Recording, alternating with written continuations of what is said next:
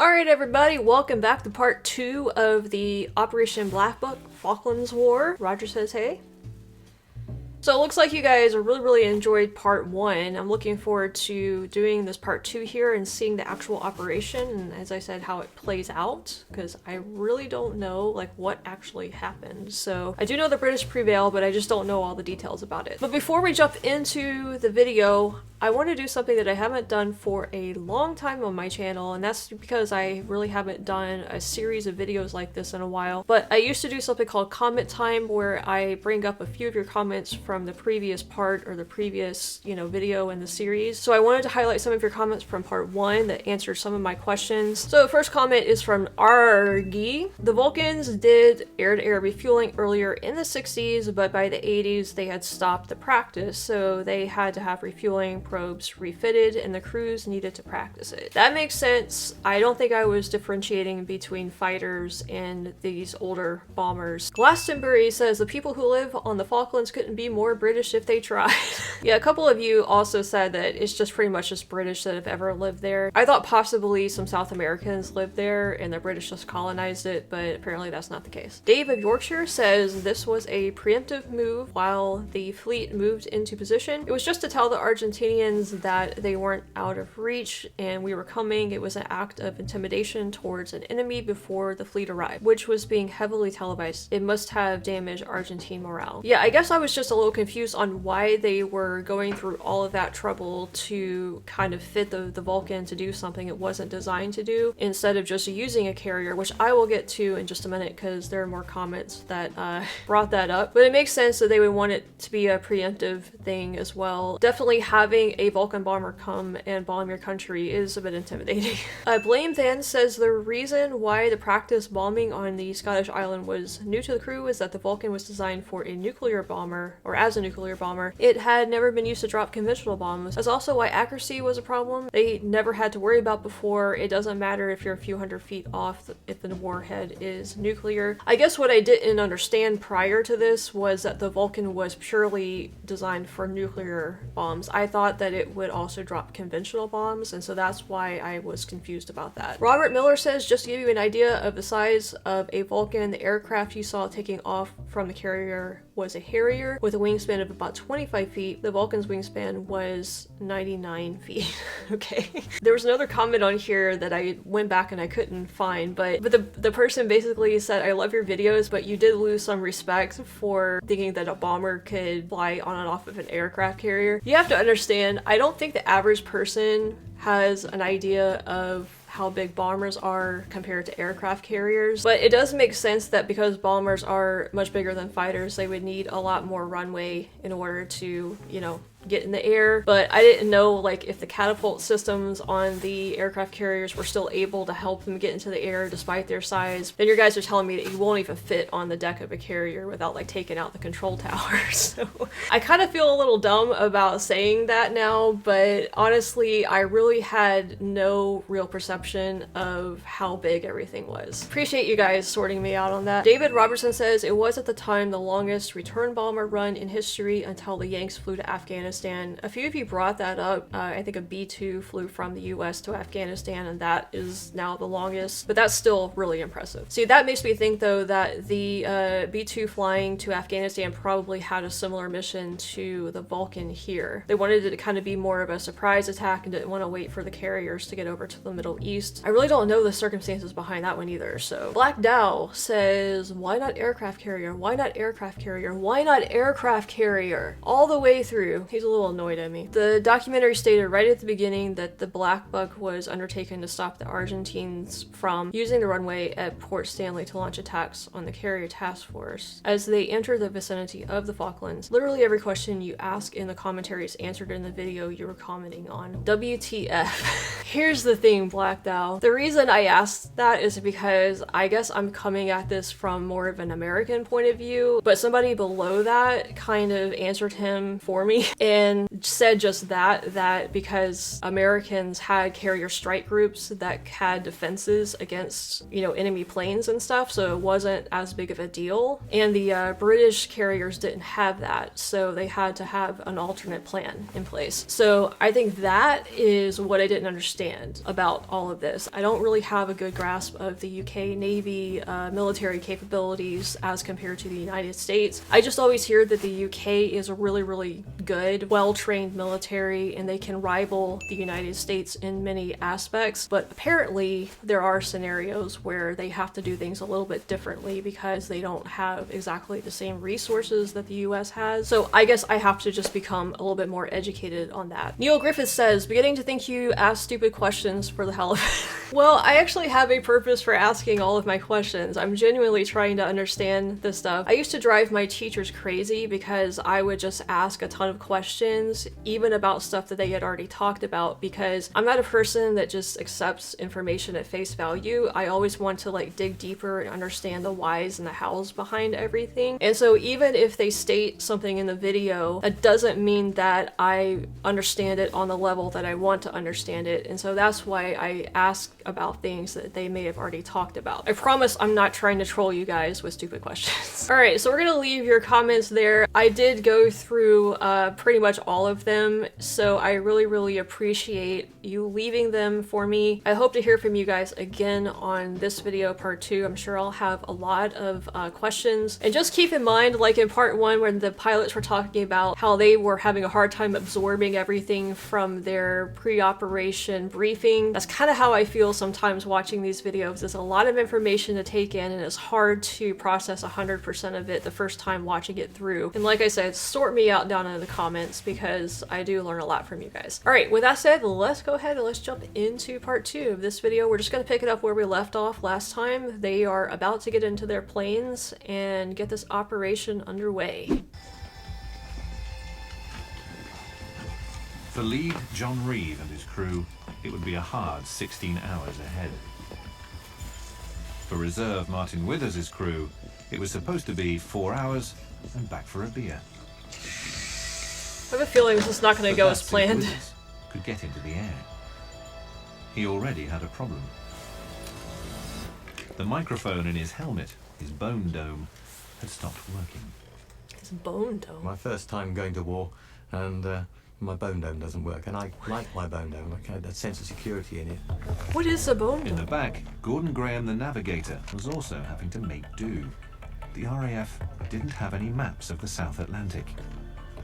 Our navigator finished up using a map of the Northern Hemisphere turned upside down. Gordon changed the Azores into the Falklands.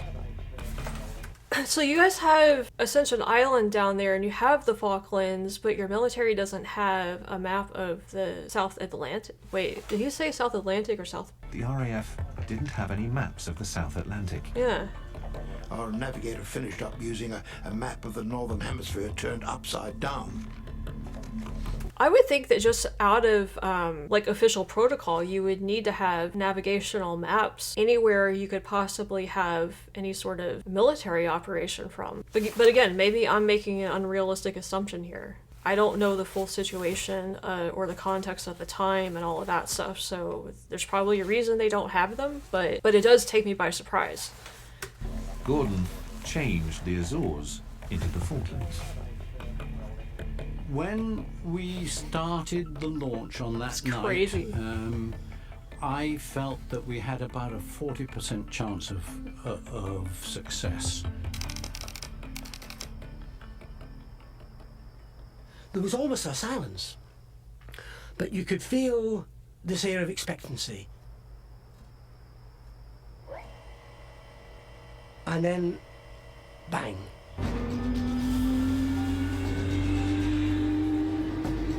A Victor started up, and another, and another. Your blood gets pumping, right? And the noise grew and grew and grew.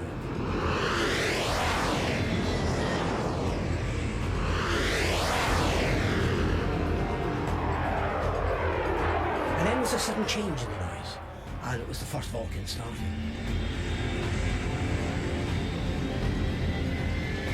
The Vulcan just looked fabulous, menacing, full of authority as it taxied onto the runway.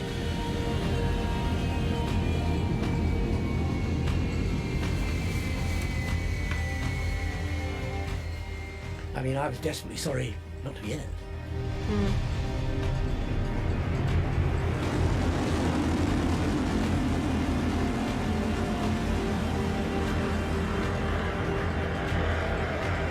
16 hours, I too. lump in my throat as it went off down the runway, followed by the second one. 2306, second bolt down. 2308, blue section, 5 aircraft.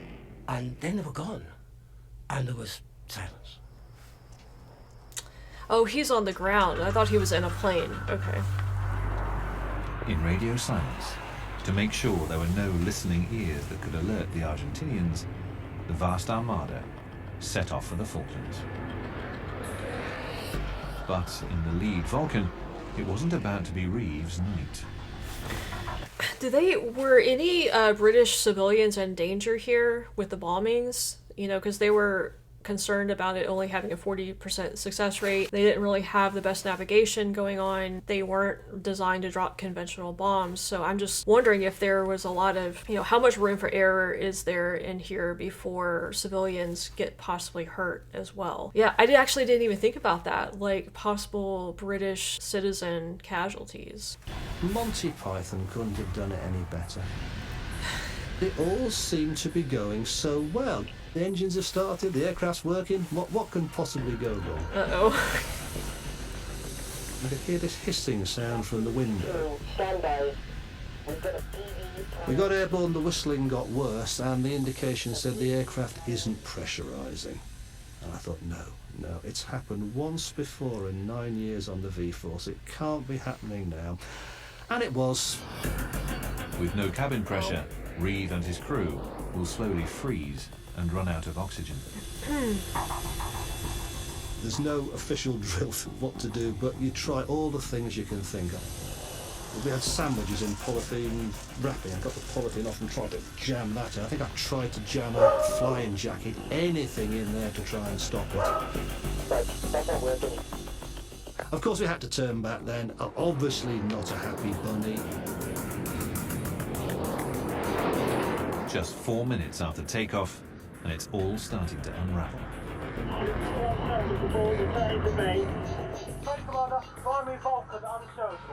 Reeve breaks radio silence to say he's returning to base. On the backup Vulcan, Withers also hears the transmission. We were now the primary Vulcan. We were on, and there was a deathly silence. Nobody actually said anything. Gulp. Yes, it's us now. So I came up with a real sort of boy's own statement like, Looks like we've got a job of work to do, fellas. The success of the whole mission now rests on Withers and his crew.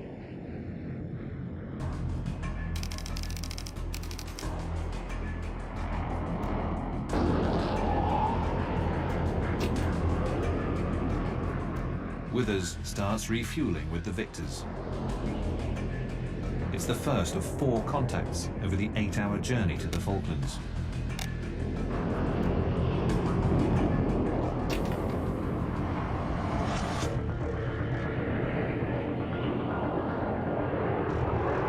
But when the empty Victors start returning to Ascension, they make a terrible discovery.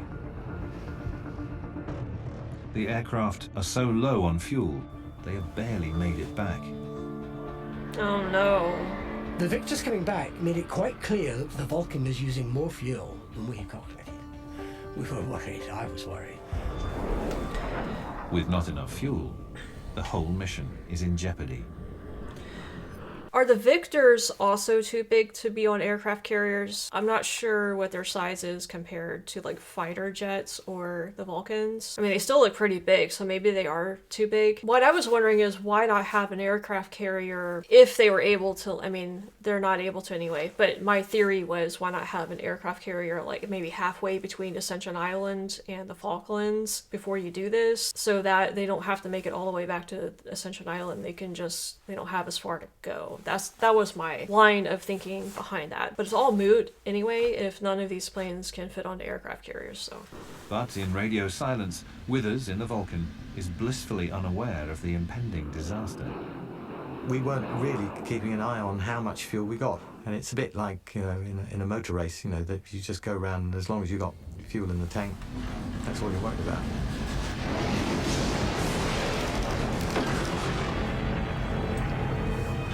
Then, with 2 refuelings left, the sortie hits a major electrical storm. It's always the same. When the chips are down, you run into turbulence. And did we run into turbulence? And it's now that the last 2 remaining Victors must refuel. Flying in the rear Victor, Bob Tuxford knows if he can't get fuel, the mission is over. Let me also ask you guys this. Was there no place in South America, like an allied area anywhere around South America where the planes could have flown to land and be refueled and then get back to Ascension Island? Or was that just it? Like Falklands was the only place the Brits had, you know, refuge in South America. I'm just trying to get a better picture of like what the UK's military situation was in this part of the world. I was becoming acutely aware that the whole success of the mission now rested on the shoulders of me and my crew. Okay, I need to back off a little bit. Christ, this is difficult. It's all in the bloody place.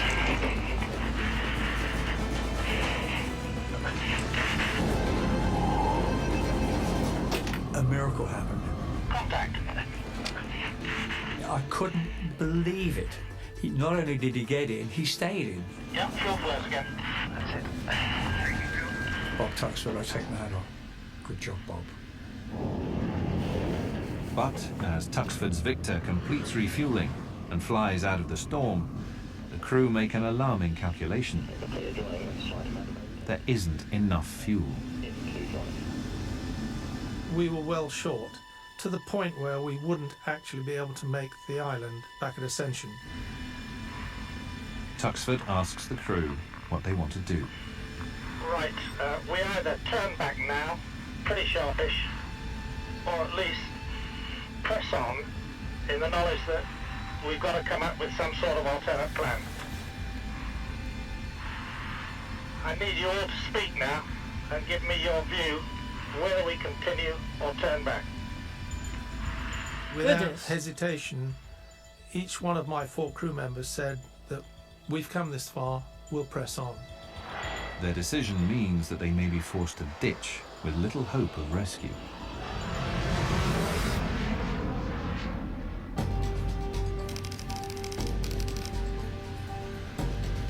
Six and a half hours since leaving Ascension, it's time for the final refuel.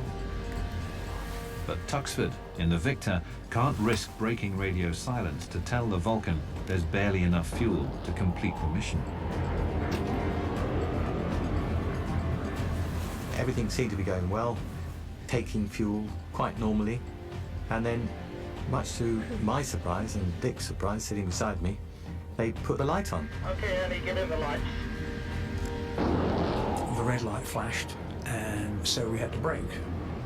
If the red light flashes, you brake. Come what may, you brake. Bloody hell, how much have they given us? But I said, this must be a mistake, £5,000, Captain. because, you know, we'd still need about another £7,000 of fuel. We'll have to abort the mission. The Vulcan had expected a full tank. But they've had all the fuel the Victor tanker can spare. So we broke off. I was absolutely amazed and actually very annoyed because I couldn't believe they could do that to us. As the Victor turns to head back to Ascension, a furious Withers briefly breaks radio silence. We received 2 words We're off. which sounded like, "We're off." What does he mean, we're off? Was he off to attack the target? Or was he off to Ascension? We felt dejected. We felt that all our efforts had been in vain. In the Vulcan, Withers faces the hardest decision of his life, whether to give up the attack or press on and gamble the lives of his crew.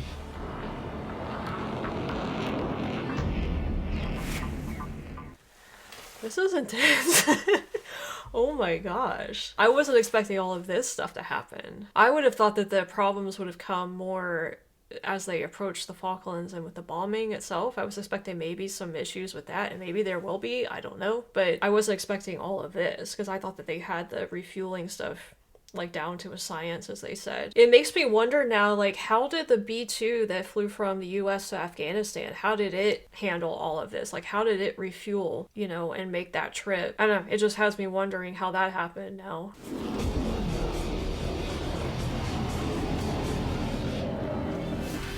Captain Martin Withers and his crew are within striking distance of the runway at Port Stanley. But their Vulcan bomber doesn't have enough fuel to get back to base. In theory, we should have then gone back to Ascension and aborted the whole attack. But because we'd come this far and the whole force had come this far, Martin decided we would carry on. I made it clear that that was what I wished to do. Nobody tried to say otherwise, so we pressed on.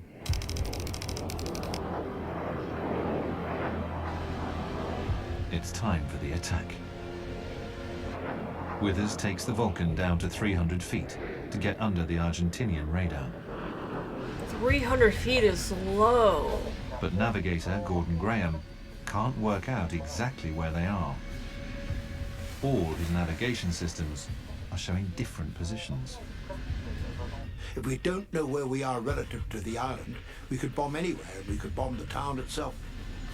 I mean, you have to, yeah, I'm also having to like think like this is all, they don't have electronic systems, right? Because they said it was all like a manual or something. So they don't have I guess they don't have the modern like GPS systems, all of that stuff that makes it much easier to find your target these days. So these guys are like almost flying blind. They don't have maps. They're having to do all of this with like these manual instruments. I mean, the difficulty level, I just can't even imagine. To the island, we could bomb anywhere. We could bomb the town itself. They switch on the ground scanning radar to get a fix. But this risks the Vulcan being picked up by the Argentinian defenses. On the radar screen, there was nothing. Withers chances taking the Vulcan higher to see if that will help. Bang! The Falkland Islands appeared right in the middle of the radar screen, only about a mile away from where we thought we were.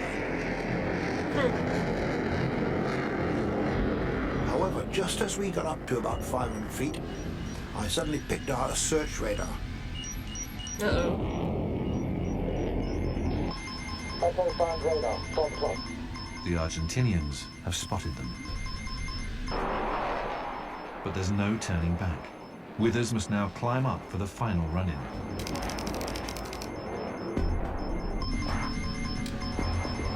Pulled up using full power, fairly steep climb to get. Would bombers not have like fighter escorts or anything? Like, I would think that you would need fighter escorts to help counter any sort of attack or whatever. I mean, I don't know how it's done. I really don't know. Like, I'm just thinking they're absolutely defenseless. Like, if the Argentinians were able to scramble some fighter jets, I mean, they're basically sitting ducks, right? Like, how they don't really have defenses against that, right? Which again comes back to like the aircraft carriers, you know. So I mean, maybe the U.S. doesn't even have like Federescos for like the B-2 bomber or whatever. Maybe it just goes off by itself too. So I don't know. I really don't know how it's done. But I just didn't even think until this point. You know, what if the Argentinians get jets up there? Like they could pretty much just shoot down these planes, can't they? To 10,000 feet.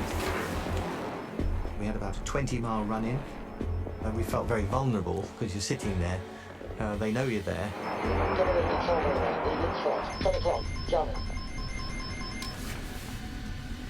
I pulled the visor covers down. We thought flak would be coming up at us, you know, like you see in the war films. We haven't done this before.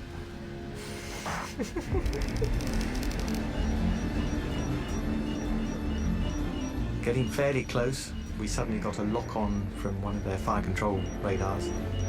So I thought, what can I do? So I switched on the -10 jamming pod so that they'd be fooled into thinking we were in a different position. Oh, that's cool. That's how it works, huh? I opened the bomb doors early to make sure there wasn't a problem with the doors themselves. Nav radar Bob Wright checks the antique bombing computer. Its pulleys and bicycle chains must calculate to the split second when to release the bombs. As we got to about 2 miles away and the airfield was still lit up, that's when the bombs started to drop off. Well, that's helpful having lights.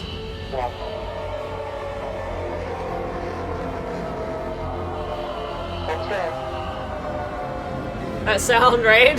That's so cool. And they dropped off at half-second intervals, 21 bombs. From 10,000 feet, it'll take 20 seconds for the bombs to hit the ground.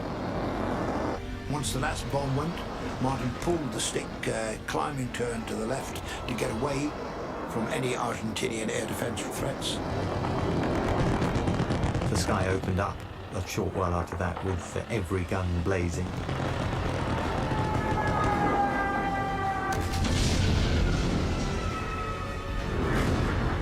As we climbed, you could see the flashes, obviously from the bombs going off.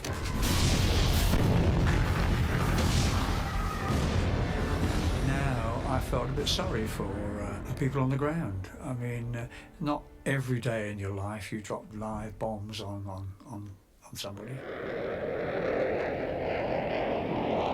We had no idea at that point whether the bombs had actually hit the runway. It was a real sort of all over. You know, I'm safe now, even though we still did have quite a major problem to cope with. I'm curious what's going to happen. They still have to find their refueling tanker in thousands of square miles of Atlantic. Oh, so there's and they have only a few hours of fuel left.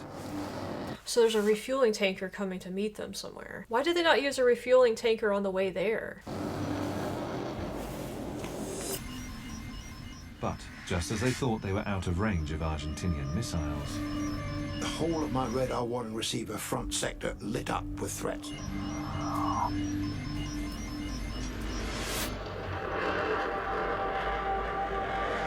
unsure whether they are friend or foe, every anti-aircraft weapon of the British task force is now trained on the Vulcan.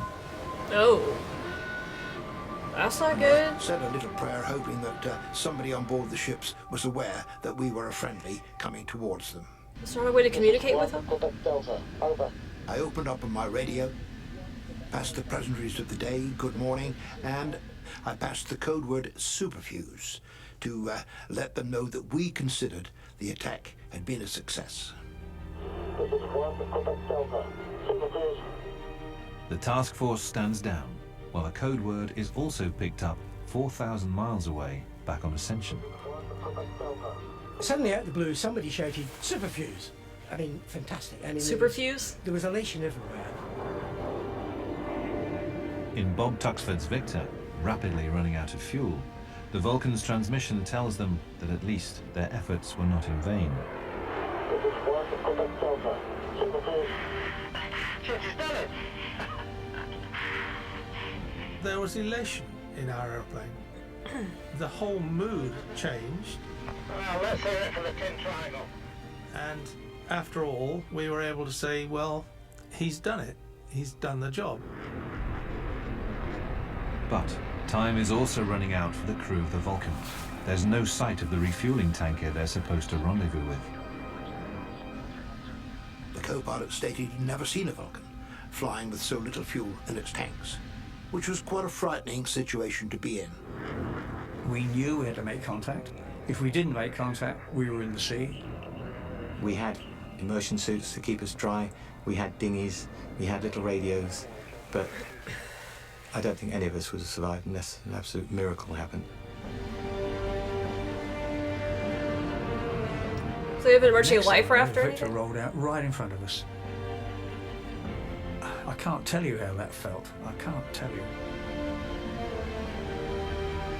To me at the time, it was the loveliest sight in the world. So it's another Victor. Just in time, Tuxford's Victor was also met by a refueling tanker. There Oh. were quite a few whoops and hollers in the aeroplane as people celebrated.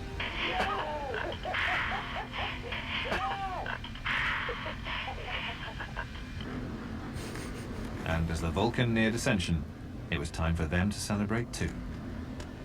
Pryor puts on Chariots of Fire. I put that on the AO's tape recorder and we've played it at full blast. Withers and his crew had achieved the longest bombing raid in history, thanks to 13 Victor tankers and 65 Victor crew. There to meet Martin Withers with a can of beer was the pilot. I decided that we'd done our bit that night, went off to our billet, and the rest was history.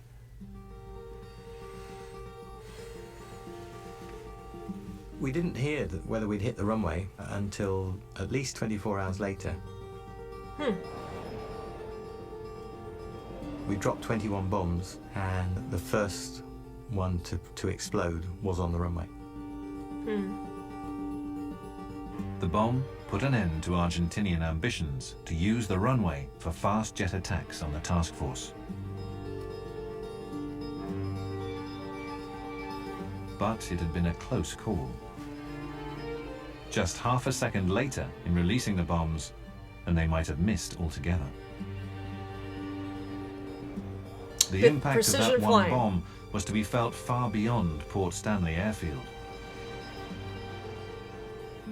We had made a statement.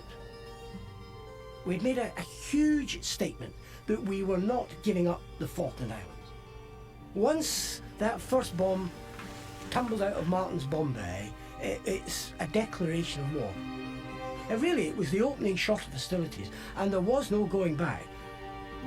For Sir Michael Beetham, the raid had achieved its ultimate goal.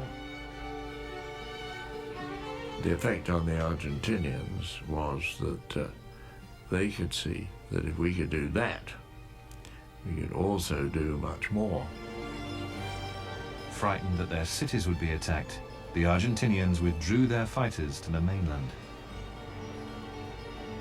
The result was fewer Argentinian air attacks on British troops and ships.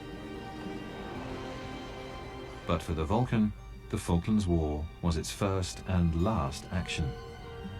6 months after the war, it was scrapped. Withers' Vulcan 607 now rests in peace beside the runway at Waddington, Oh, where, cool. almost 30 years ago, it raced off to the Falklands. So that's the actual plane. That's cool.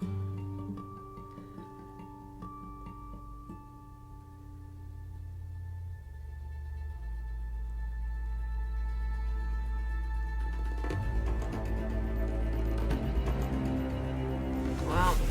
Okay, yeah, that was, like I said, way, way, way more intense than I was expecting it to be. I almost got like Apollo 13 vibes with that, like when they were stuck in almost what seemed like a hopeless situation. They were able to pull it off finally. I wasn't expecting the tanker to come and refuel them though. I thought that they were going to have to find some kind of like alternate landing site or something, but I'm glad that they were able to, you know, get the refueling worked out on the way back. I mean, it definitely shows like the grit and the determination of the British military mindset. I mean, these pilots were willing to give their lives just for this one bombing mission, and the guts that they had to make the decision to go ahead with it when it looked like, you know, the situation situation was pretty grim for them. So there's definitely a lot to be admired there. Very, very impressive mission, especially with the limitations they were working with, and just the sheer like talent that it took to be able to fly through that electrical storm, the mental, stress that the pilots were under with all of the different,